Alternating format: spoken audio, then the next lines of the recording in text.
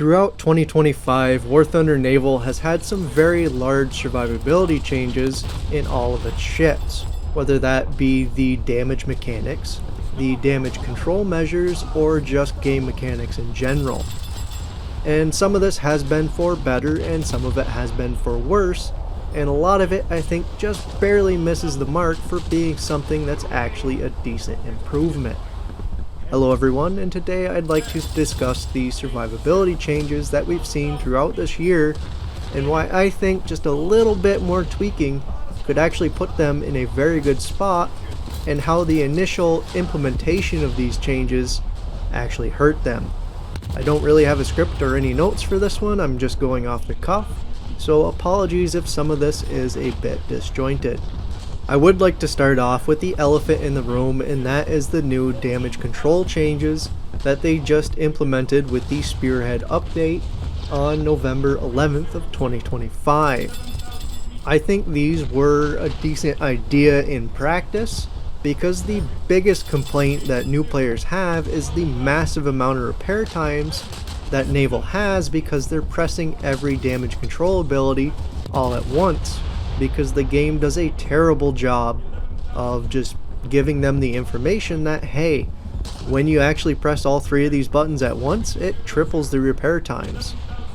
And really this all could have been solved with a tutorial, but even as far as just slowing down the reload of your main battery guns and secondary guns, it really just wasn't explained at all in the game, and you kind of had to figure it out on your own, which I think led to a lot of players quitting very early on. These new changes made it so that it was all automatic. It's queued, you can pick which one is the primary, which one is the secondary, which one is the tertiary, and you can have 3 different setups on your ship, semi-customizable to your liking. And I thought it was kind of a neat idea. The first one was the normal repair time, the second one had a little bit of a debuff on it, and the third one had a much larger debuff on it, and as they all ticked off, it would speed up the next 2. Say if your first one got finished, your second one would go to its normal time. The problem with it is it's automatic, and it really seemed to skip over the devs' heads that we don't like automatic stuff. We want that little bit of agency, we want that little bit of counterplay. The biggest thing with this was it was going to automatically repair all your damaged secondaries, your smoke towers, your anti-aircraft batteries, your torpedo batteries, and just constantly whittle down your crew to something that's just spamming high explosive shells at you and can't really scratch your ship.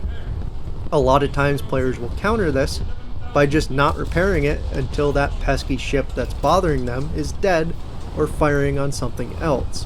I get it, the devs don't want that to be a very intended gameplay mechanic, but it is a neat little bit of counterplay that I've always enjoyed, and it's just a good way to kind of counter those high explosive spammers, especially in those early battleships where you're kind of useless against them in a lot of cases. In other cases it's, you know, they should be able to chew you apart. But anyways, it's kind of all just getting to a simplification, and this was a bit oversimplified to the point where it actually would have hurt gameplay. Even earlier in the year, you could see that they were aiming for a simplification because they made it so that when you do have any damage repair abilities running, it doesn't slow down the other functions of your ship anymore, like the main battery reload and such. Which I thought was a decent idea because, well, the bots were getting quite annoying, and instead of fixing that, they just made it simpler for players. I was okay with that because I wasn't dealing with waiting for a repair to finish to fire my battleship's guns, so I didn't get an extra 15 seconds added to that reload timer. But the automatic repairs, it doesn't do it for me. I do like that by the time they saw all the feedback for this, they did change it so that there's a setting in your options where you can turn back to the old damage control mechanics and continue using those. My only problem with that is you can't queue them. It works exactly like it did before, where if you activate more than one at one time, it just doubles the time on them. They could have just made it that little bit better and made it so that if you activate one and then the other, it acts like the new damage control mechanics and just debuffs the second one. I really think that little bit is all they needed, well, along with a tutorial, to just shoot for greatness on this one. And really that's all I wanted to say on the new damage control mechanics. Personally, I'm not going to use them. I don't like the automatic portion of it. I do think it will make your crews disappear quite a bit faster, but I'm kind of sad that they didn't make the old system match the new system a little bit more and reach that little bit of greatness that I was talking about. Moving on, earlier on in the year, they also changed how fires work and spread in your turrets. And the way they implemented it was kind of terrible, and it really hurt gameplay. They implemented it without any ships having any resistance to it, and the fires would spread almost immediately and destroy your ship. So any battleship duels would turn into 15-16 kilometer shell slinging fests, where the first person to get a turret hit would win because the enemy ship's just going to explode as soon as they catch on fire. Everything was a tinderbox. It made matches very campy, and really Naval hasn't recovered since then, even though they've added in some resistances to it. And I really think that if they had waited until they added in the resistances, we still would have a little bit more brawling in the matches, and players wouldn't be so scared of fires, which a lot of ships don't have a very high resistance to this, which also leads to players kind of camping and learning that camping playstyle and not breaking into a different playstyle in the long term, because a lot of the early battleships especially just are very prone to exploding as soon as they catch on fire.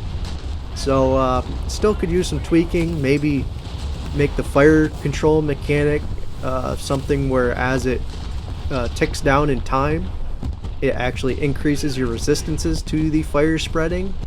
It's just that little extra bit they could do that would make it so much more enjoyable and a bit more realistic in my opinion. After that, we had the changes to hull sections and them adding these back in.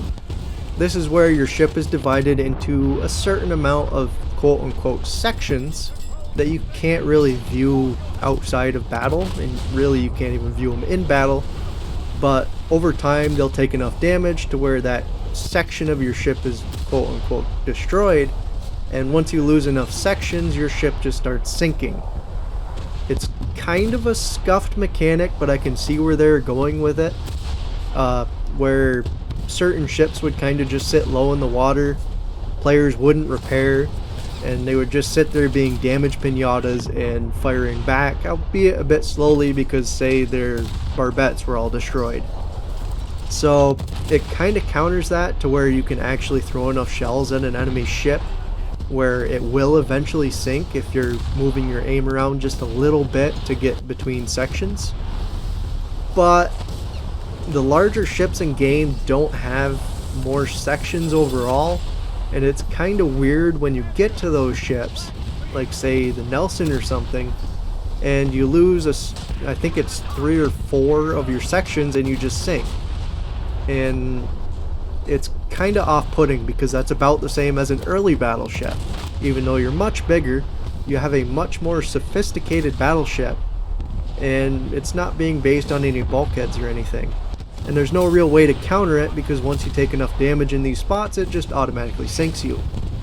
I'm not sure what would be the improvement on this other than, you know, just increasing the amount of sections on the larger ships like Iowa, Yamato, Nelson, just the longer ships in general, and maybe making it take more sections being destroyed in order to sink them, because they do have, well, larger frames and a more sophisticated damage control system on the actual ship. I believe after that, or around the same time, they also changed hull breaches, making high explosive shells that were larger make a bigger hole and having a longer repair time overall to make them a bit more threatening, as before it was like a 4-second repair, you didn't really have to worry about it, and it was kind of something you kind of pushed off to the side till everything else was okay, and you could just hit that button, let the 4 seconds run, and go back to doing whatever else you wanted to do. Now, the larger high explosive shells make bigger holes, take longer to fix, upwards of 40 seconds in some cases, and it's an actual decent way to sink enemy vessels if you have a shell that can somewhat penetrate their armor and blow a big hole in their side. You saw me do it a lot with the British battleships, at least the early ones. But it also doesn't take into account if your ship has any bulkheads, because Gaijin just doesn't model those. We have these very sophisticated ship models, but no bulkheads. So a lot of ships, especially like Yamashiro, you'll have a shell room explode, it'll put a big hole in the hull, and the ship will just sink outright because there's nothing stopping that water from going from the front of the ship to the back of the ship and just flooding it out completely. So really, even though they made this a threatening mechanic, and I did like this change, they didn't go the extra mile and model bulkheads, and they also didn't make it procedural or progressionable, I'm not sure what the term is for that, to where when you start to repair a breach, as your repair progresses, it slows down the water leaking into your ship. So that little bit of extra work on this system would have made it go a long way. Not that I don't think this was a good change overall, because really flooding was a very niche mechanic before, where only large torpedoes could sink battleships outright. Otherwise it was kind of a throwaway. But overall I think they could have gone just a little bit further. And the last thing I want to talk about was another change with the Spearhead update, and that is damage control coefficients that are ship specific. This was something they explained in the patch notes and the dev blogs, where certain ships with more sophisticated damage control systems on board will have a better coefficient that will help speed up repair times, or I think slow them down as well. Not a big fan of this. I think it is kind of a hidden mechanic. Gaijin can throw in their own numbers that they feel like, kind of thing. And I just don't like it, because I feel like we're going to see ships that didn't exist that have a really crazy coefficient for damage control, and it just doesn't seem good to me, because there's no way to bug report those and report them as being wrong, because they didn't exist in the first place. It just seems like something where Gaijin can throw whatever number in and do as they please. If they don't like a certain nation, Britain,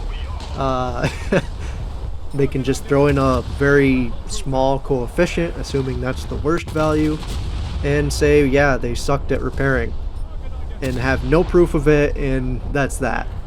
So not a big fan of that. I think that should just kind of be thrown out the window and kept standardized. But that's just me. I am curious what you guys think of that. And that's really all I had to say for these new damage control change mechanics. I think 2025 really led to the naval gameplay experience having the ships feel very much less survivable overall.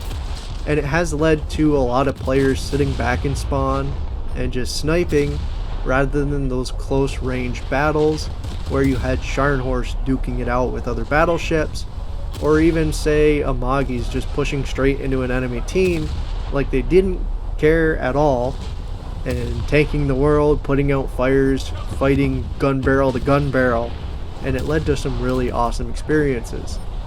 So I think if they would push a little bit further and refine these damage control mechanics, we could possibly get that back. It's going to take a while to shift the community back to where they know that they can push, but I think we can eventually do that.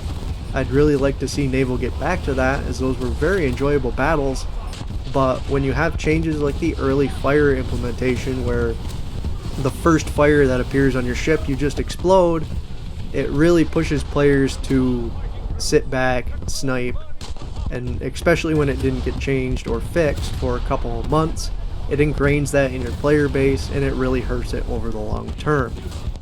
Would definitely like to see them refine these a little bit. I think they're on the right track, but I think they are missing the mark slightly. I am curious what you guys think. Do you think your ships are less survivable now than they were in the past? Are you more hesitant to push? And what changes would you like to see to the damage control mechanics overall? Anyways, good luck out there, and I'll see you in the next one.